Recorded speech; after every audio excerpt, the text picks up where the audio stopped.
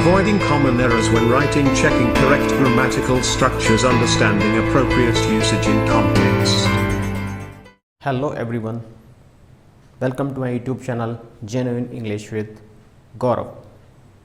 आज के इस क्लास में हम वोकैब के अंडर में कुछ वर्ड्स, अपनी वोकैबुलरी में कुछ रेन रिलेटेड वर्ड्स को ऐड करने के पर्पस से आज हमने ये वीडियो कंडक्ट करी है।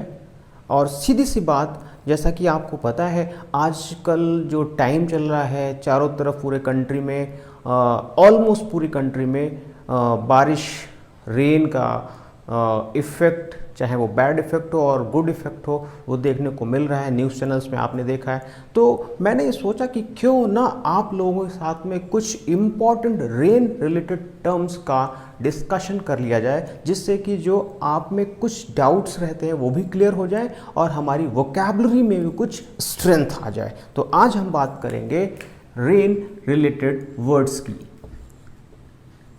That is rain. One second,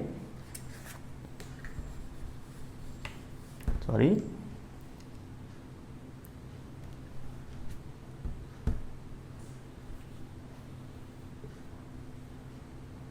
rain related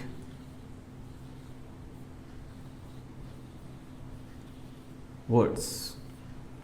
आज हम बात करेंगे रेन रिलेटेड वर्ड्स की।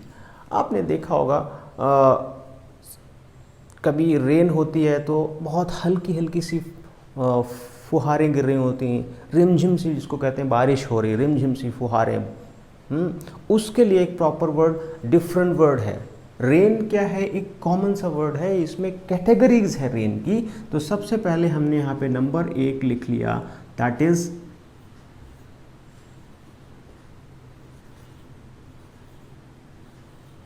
ड्रिजल। ये वर्ब है ड्रिजल। ड्रिजल मीनिंग बहुत ही लाइट रेन जिसको कहते हैं फुहार, धीमी बूंदाबांदी, बहुत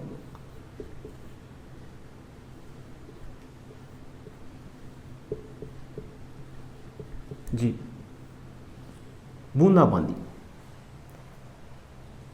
रिमझिम बारिश होती है, जिसको कहते हैं रिमझिम बारिश होती है, अगर रिमझिम बारिश,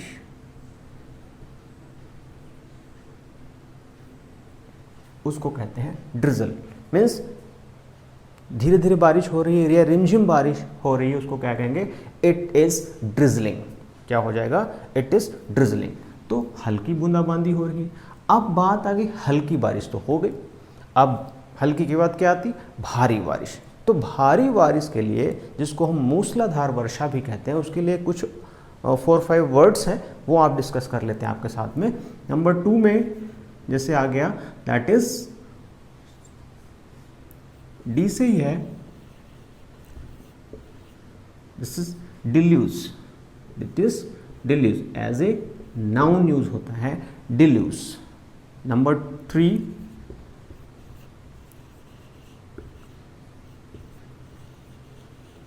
this downpour. This is also used as noun, downpour. It is a gap. Number 4 is, there is downpour, then heavy rain. Heavy rain you can also note down, HEAV, heavy rain, deluge, downpour, heavy rain। Then एक बहुत important आता है word, that is आपने कई बार use किया होगा, torrential rain. The exact pronunciation is torrential rain. Clear? ये 4 words आप यहाँ पे देख रहे हैं, deluge, downpour, heavy rain and torrential rain. इन सारी चीज़ों का, इन चारों वर्ड्स का एक मतलब होता है, जिसको हम कहते हैं या तो जिसको हम कहते हैं मूसलाधार वर्षा,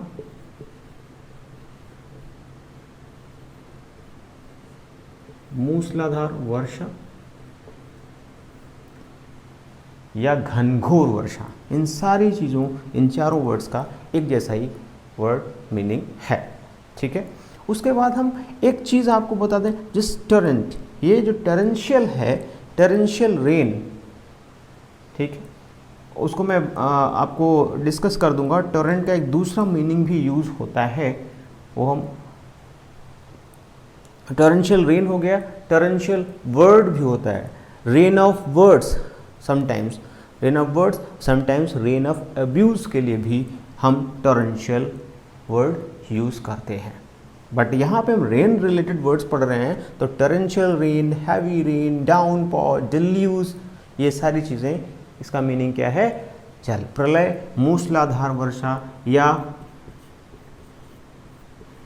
कई इसके सिनोनिम्स हो सकते हैं, आप समझ लिए अपने हिसाब से, जल प्रलय। ठीक है, ये बात हो गई हमारी हैवी रेन से, लाइट रेन से। ठीक, अब रेन हो गई, एक चीज़ और रह जा रही है, एक चीज़ और है, डिफरेंट है, दैट इज समटाइम्स होता है क्लाउड बर्स्ट। अभी आप लेटेस्ट में ही देखा होगा न्यूज़ चैनल्स में, करंट में, क्लाउड बर्स्ट बहुत सारी, ये एक जियोग्राफिकल इवेंट है। क्लाउड बर्स्ट यानी मेघ विस्फोट, इसको क्या कहेंगे? मेघ विस्फोट, बादल का फटना, मेघ विस्फोट, ये भी एज ए नाउन की तरह यूज होता है। और टोरेंशियल रेन ये एज ए एडजेक्टिव यूज हो गया, हैवी रेन ये भी एडजेक्टिव की तरह यूज होता है, ये आपको जानना बहुत ज़रूरी है। कैसी rain? Torrential rain. Cloud burst means बादल का फटना, मेघ विस्फोट, और बादल फटना एक पर्टिकुलर जगह पे ही वो फटते हैं और वहाँ पे बाढ़ जैसी स्थिति को पैदा कर देते हैं। अब हमने पढ़ लिया ये इतने मेजर वर्ड्स। अब इसके इफेक्ट में क्या आता है आपको समझ में आ जाएगा। बारिश हुई, काफ़ी तेज बारिश हुई, तो क्या उनके रिजल्ट्स क्या आते हैं? बारिश हुई, तेज बारिश हुई, तो तेज बारिश होने के बाद में ये हमने वर्ड पढ़ लिया, 7 नंबर पे आ गए, that is water logging. Clear? Water logging, जिसका हिंदी मीनिंग है जल भराव, जल भराव, जल भराव, फ्लड जैसा ही, जल प्रलय, जल प्रकोप, जल भराव हो गया। बारिश हुई बहुत तेज से, जल भर गया, तो एक उससे वर्ड निकल के आ गया water logging. There was a lot of water logging in the lane और ऑन द रोड्स। क्लियर? ये हम सेंटेंस यूज कर लिया, जल भरा हो गया। अब जल भरा हुआ है, मान लिया जल भरा हुआ है, कोई ऑप्शन नहीं है आपको, और उस जल भरे हुए जल में ही निकल के आपको पैदल चल करके ही जाना है, तो उसके लिए भी एक वर्ड है, उसके लिए वर्ड है that is wade, WADE, wade as a verb use होता है। इसका मीनिंग क्या है? Walk through water, walk through water in a very difficult situation, in a difficult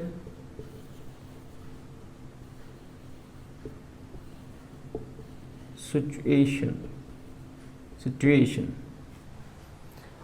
water logging है, अब आपको पैदल चल के जाना है, पानी में घुस के जाना है, तो उसके लिए प्रॉपर वर्ड आता है wade, means walk through water.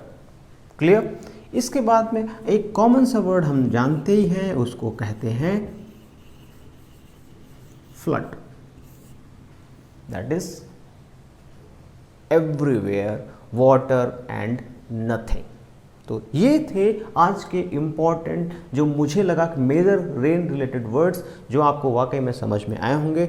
ऐसे ही कुछ वेदर रिलेटेड, कुछ करंट सिचुएशन रिलेटेड मैं वर्ड्स भी आपके सामने लेकर आता रहता हूँ। ये आपको क्लास में वर्ड्स कैसे लगे, कैसी लगी आज की इन्फॉर्मेशन? अगर आपको फिर भी कोई डाउट है तो प्लीज़ कमेंट बॉक्स में मुझसे क्वेश्चंस रेज करें और मैं कोशिश करूंगा क्वेश्चंस को जल्दी से आंसर देने की कोशिश करूंगा। अगर आप मेरे इस चैनल पे फर्स्ट टाइम वॉच कर रहे हैं तो प्लीज़ सब्सक्राइब करिए एंड शेयर करिए। आज के इस वीडियो में साथ रहने के लिए, watching for my video, thank you so much.